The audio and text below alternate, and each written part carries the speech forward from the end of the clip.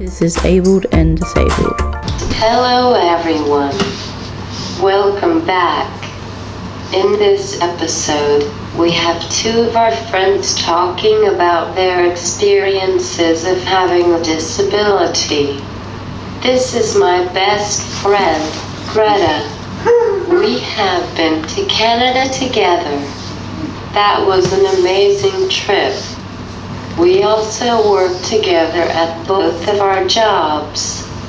My other friend Ellen will be on later on in this episode. Yes. Before we begin, we are excited to announce that the podcast has been going on for a month. Thank you so much, everyone. It has successfully started very well. Yeah. Thank you, everyone. Let's get started. We have some questions.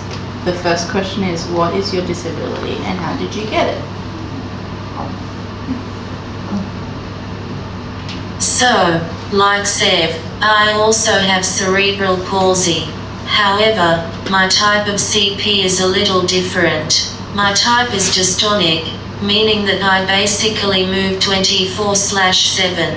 As you can also see, I communicate a little bit differently as I communicate with an iPad, which I operate with my nose. This is because my head is the part of my body that I have most control of, and unlike Sev, my type of cerebral palsy affects my eye movement, which means I find eye gaze a little bit too tricky.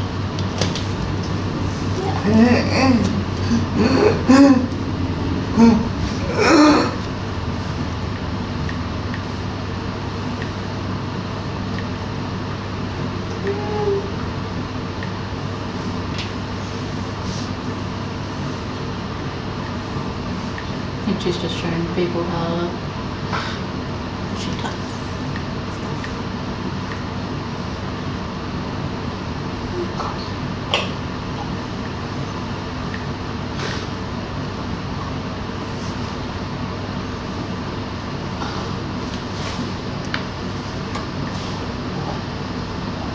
Yeah, unfortunately, you struggle to do eye gaze.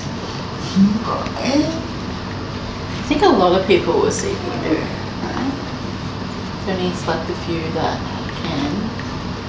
Seb's one of them.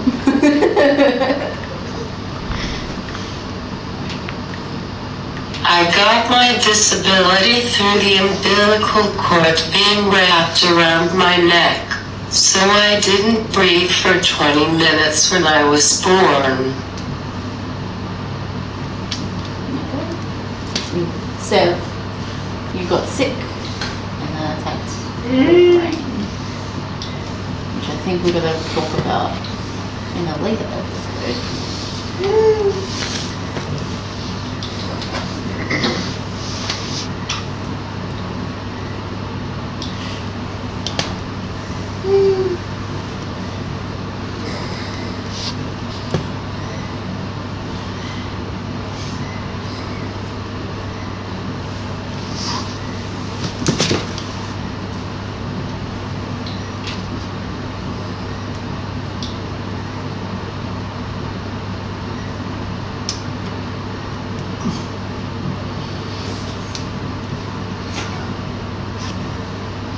With my mom, because I don't really know what happened really.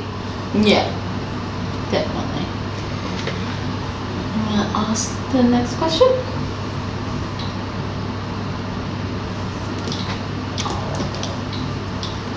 What do you find the most challenging about your disability?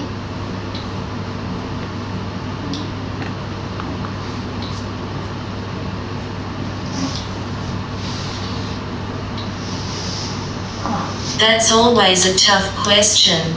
Really, I think I mostly struggle with in terms of my disability is the stigmas of nonverbal wheelchair users, especially for straight females within society. In my case, I feel that this comes through in my romantic life and people's opinions and presumptions about me, even when I don't know them. Yeah, unfortunately there's a lot of stigma with people with disability dating and getting married and stuff, and everyone's like shocked to learn that we're together and everything. And they're like, what? Which there shouldn't be. You guys are people. You deserve love as well. Like, you got it. You sweetie.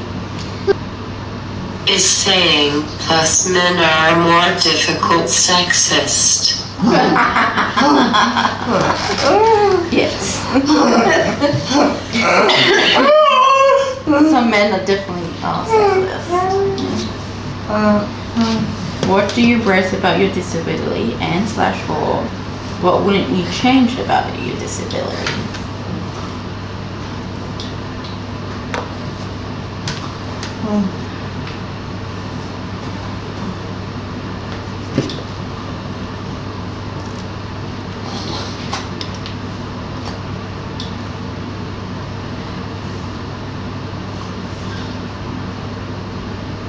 That's also a tough question. Thanks guys. I like that I've developed the ability to problem solve and see the beauty in people not everyone sees.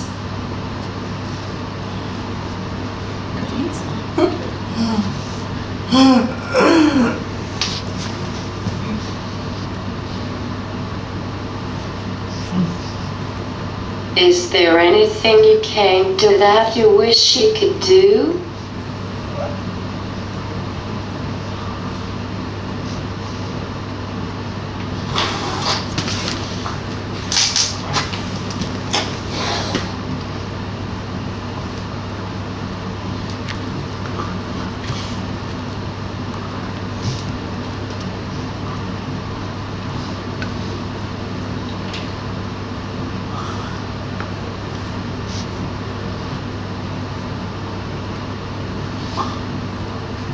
Probably talk, because gossiping is one of my favorite pastimes. Most importantly, I think if I could talk it would change people's initial impressions of me, and it would make it easier with instructing support workers with my care needs. But I'm okay with talking through my iPad though.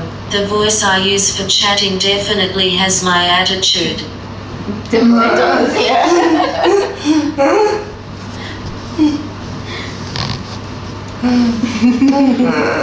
Do you get offended if people ask you about your disability?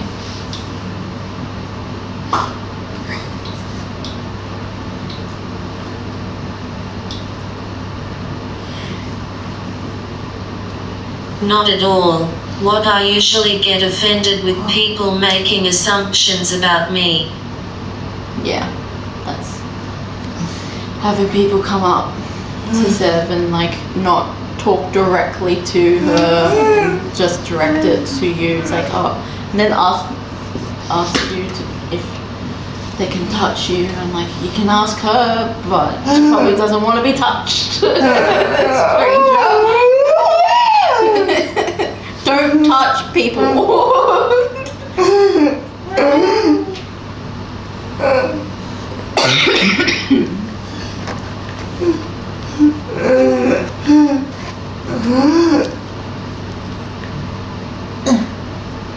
Or some people don't even ask, they just touch you. And you're like, what? Would you go up to a random person that's able-bodied and touch them? No, I wouldn't.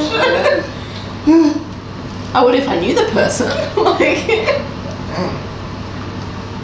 I regularly get told I'm a good swimmer. I think to myself, now did I do enough to lose weight? Yeah.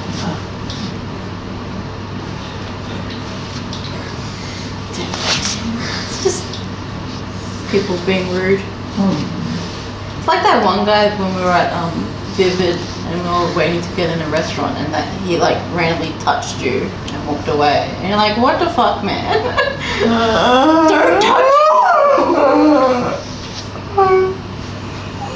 I don't know why people think that it's okay to touch people with a disability. Like, it doesn't make sense. It's So you're not going to do that to someone else that's able-bodied. If you haven't already, make sure to subscribe, everyone. Yeah. Put that in.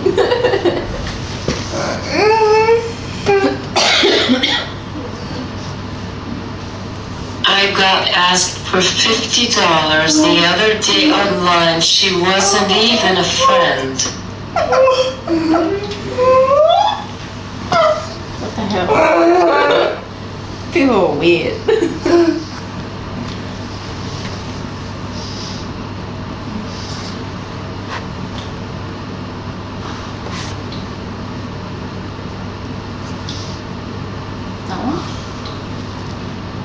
What's something that you wish people knew about your disability? Basically, I wish people just see us as average people and not be shocked when we demand respect, not be judgmental of anything about our lives, and try not to be presumptuous about our naivety. Yes. Definitely. What do you do for work or hobbies?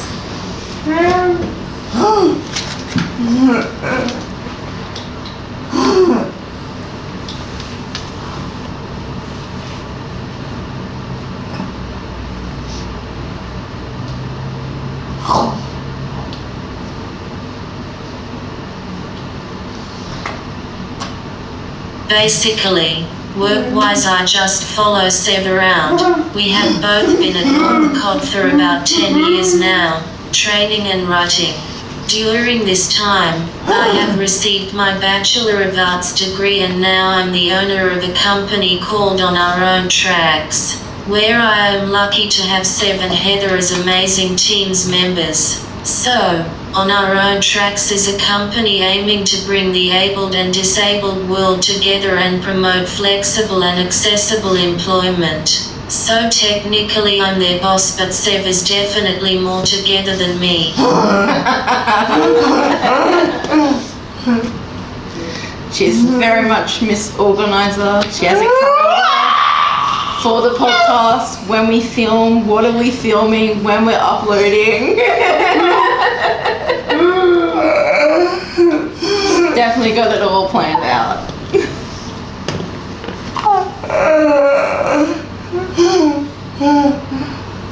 I get it from my mom. Yeah, you too. Definitely. Oh, we're also at Greta's apartment. That's why it looks a bit different. Because Greta couldn't come to us, so we came to her.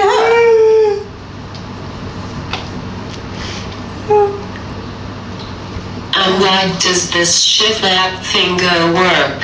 Oops, wrong day. Like, oopsies, that's the wrong Greta just came up with shirts for abled and disabled. Yeah! We got ladies in the bank, everyone! And anything else we need to add about the podcast before we say our goodbyes for now?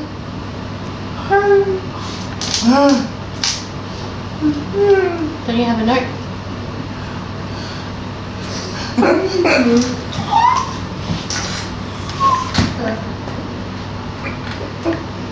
That is all the questions. Thank you, Greta, for joining us for this episode. Yeah. She will be joining us for more episodes in the next few months. We will see you all with Ellen soon. Bye, everyone. See you in a second. Welcome back. This is my friend Ellen. We went to school together. We are going to go through the same questions as we did with Greta. Also, this is my mum, who is helping Ellen today. She will be talking about raising me with a disability in later episodes with a few other mothers. right now is trying to take the dog out of the food. And I'm not sure how good that's gonna go. Let's get started. We have some questions. The first question is, what is your disability and how did you get it? I have Child syndrome, and I believe in another episode we will be talking more about what that is. But I was born with it, and also because of it I'm deaf and I am blind, but I can't see. I'm also tube fed, but I love eating food that I shouldn't eat.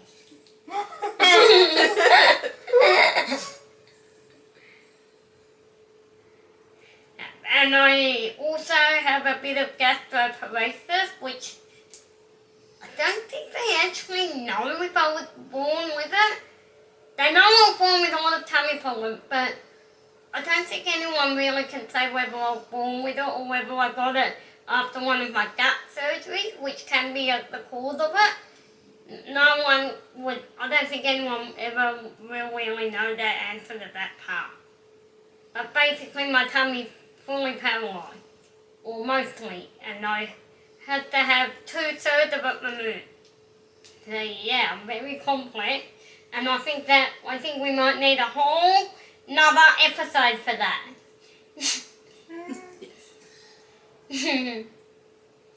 Or maybe 2. What do you reckon, Ted? 2? What do you find the most challenging about your disability? Not very, that might not be good.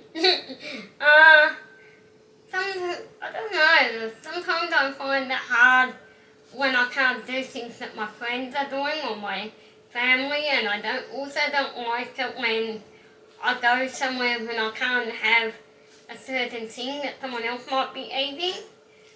But other things that I find challenging are when, like at the moment I've started a new job at a new place because the other place closed down, and for me I find the challenging thing with my NDIS, they put me on 1-to-1 where I know I don't need that, and the challenging thing with that sort of stuff is even though I am very intelligent, I'm not good with, like, I never know how to sort that bit out.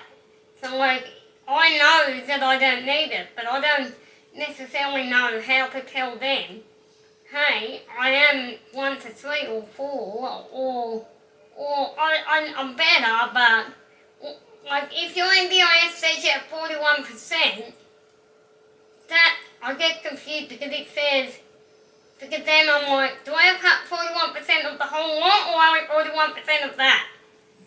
And then that's where Mum needs to look and go, no, it's 41 of the whole lot. But then in another part it will say 100%, and I'm like, okay, but what's the 41 then?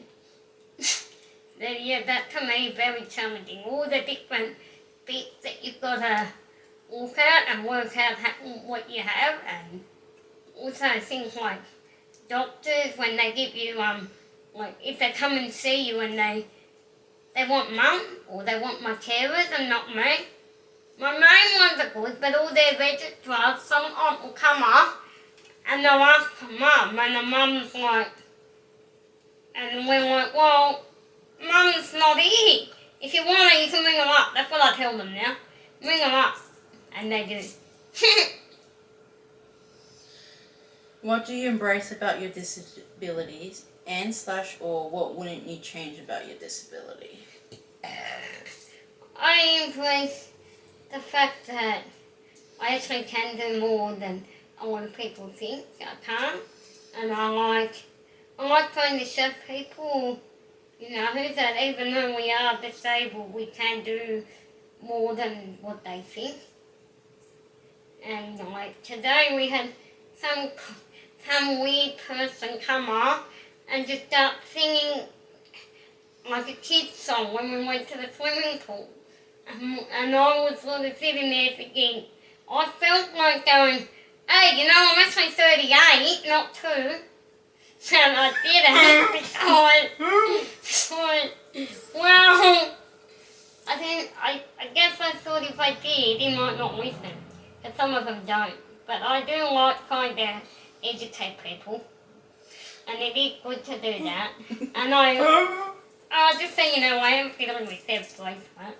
Because I always fiddle with Deb, and I always have, and I probably will never stop fiddling with her.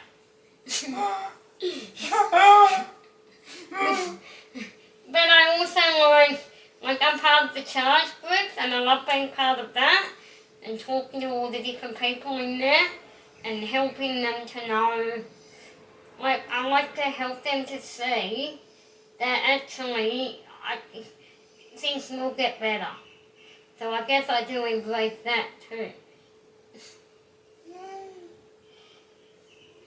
Oh, Big Bird said.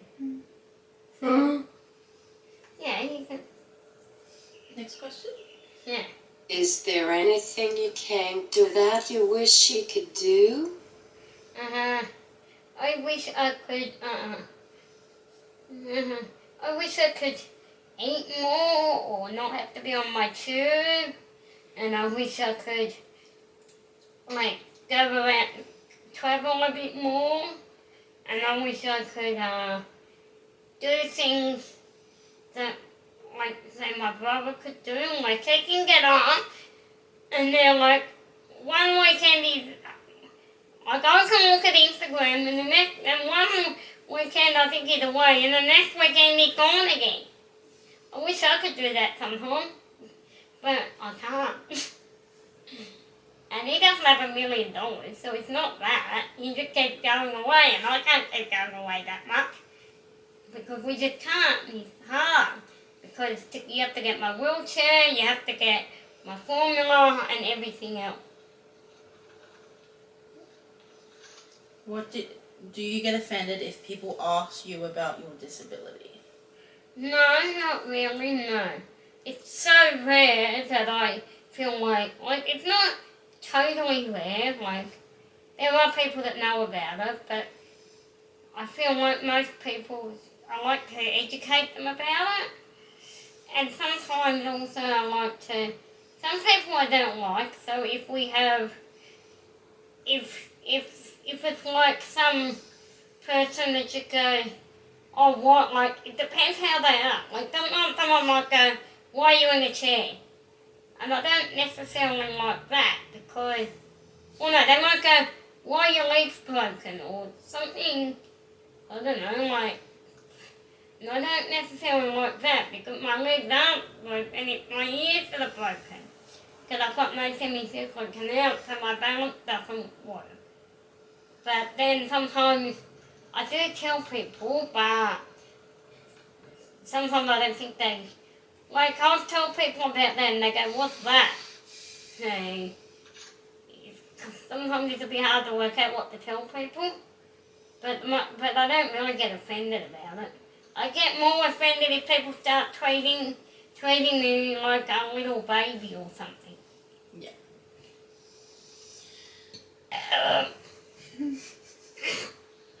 Or something What's like that. something that you wish people knew about your disability? I wish people knew that I am actually a normal person. Or kind of normal anyway. And I wish people understood that, you know, not all people with a disability don't know what's going on because most do. We just don't talk about it. Like the way I say it is everyone is able to feel something, even if they can't talk or communicate, they have some kind of feeling inside them. They just might not know how to get you to know what they're talking about. So one of the big things I believe, like I see in my charge group, and I totally believe it, behaviour is communication. And to me, I wish that everybody knew that particular part, because basically, if you look at someone and you think they're being a bit weird, maybe they're trying to tell you something. So maybe just look at them and ask them if they're alright, or ask them if they need help. or even ask how do you talk, or no, how do you communicate?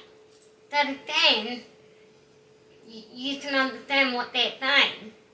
And most people I know, if I say to them, how do you communicate, most people would try to show me how. It might take them a few minutes, but so basically, even though I can talk, I don't always hear, and I do have a lot of other things wrong.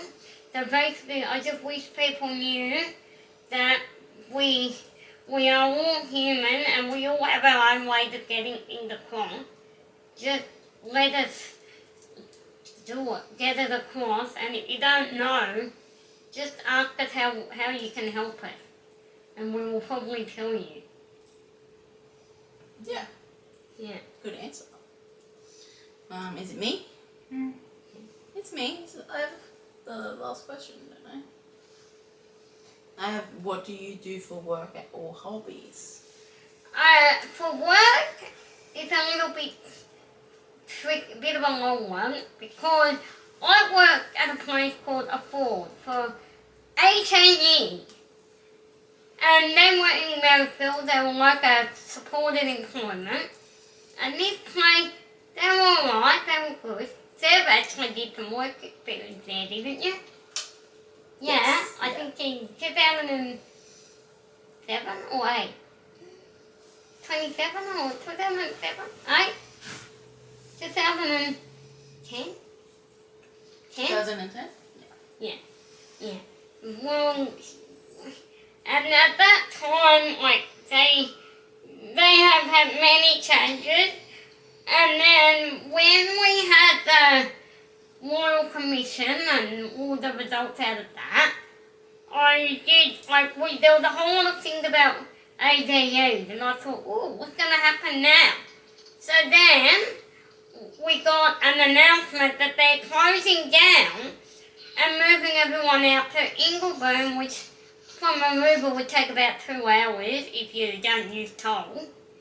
So we decided to go and look for a new place. And I'm at now with a place which is similar at Cogra. And we do chocolate. And we do cereal, I think they do that. And like at Afford we used to do Colgate and Ajax and different things. And we did that. And so now I go there Monday and Wednesday. Tuesday, Thursday, Friday I go to Northcote Roseland, where I do life skill type thing. And on Thursdays I go swimming. Fridays we go out. And then on the other days, like sometimes on a Sunday, I'll go to a walking group. And I walk with my walker, which is pretty good. And it's good fun. It's for people with visual impairments and other things. And I also go on, and sometimes I like to hang out with my friends, play on my iPad, read books. And I like to go to the shops, or like basically just do any things that most normal people do. And I also like to, I love to swim in this hot weather. So I love to do that, and I love to hang out with Sebi and all my other friends. And I think me and Sebi are hanging out on Sunday again. Yeah. And I just like to do all kinds of different things. Yeah. That is all for this episode. We hope you all have enjoyed it. We leave you with this question each episode. What did you learn from this video that you didn't know before? Thank you to our guests today, and we will see you at the same time next week. Like, subscribe, and comment. Stay pink and yellow. Bye. Bye.